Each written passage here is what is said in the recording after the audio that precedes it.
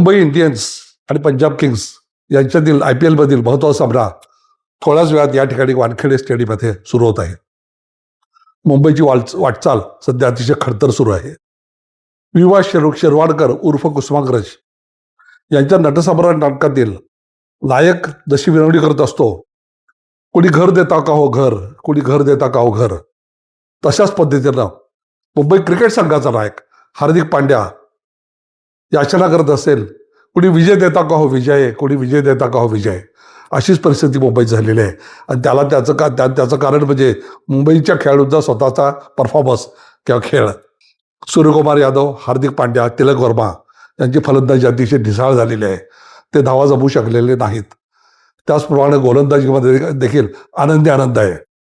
जगविख्यात बॉलर जसप्रीत बुमराह आणि Trent Boult यांना विकेट घेता येत नाहीत. त्यांच्या फलंदाजीची धार बोथट झाली काय अशी शंका येते. जसप्रीत बुमराहला गेल्या 120 चेंडूमध्ये एकही बळी मिळवता आलेला नाही. त्याचप्रमाणे ट्रेंट बोल्टने फक्त एक बळी मिळवलेला आहे.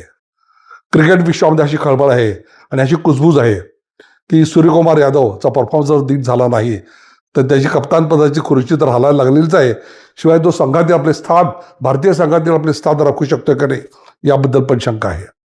त्यामुळे मुंबई इंडियन्सला आणि त्यांच्या खेळाडूंना आपला परफॉर्मन्स सुधारावाच लागेल, त्याला दुसरा पर्याय नाही.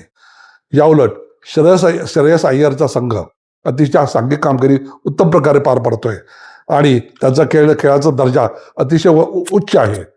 त्यांनी खेळलेले तिन्ही सामने पंजाब किंग्स संघाने जिंकले असून मुंबई संघाने सतत 3 पराभव स्वीकारले आहेत. आज काय होतंय आपल्याला प्रत्यक्षात कळेलच.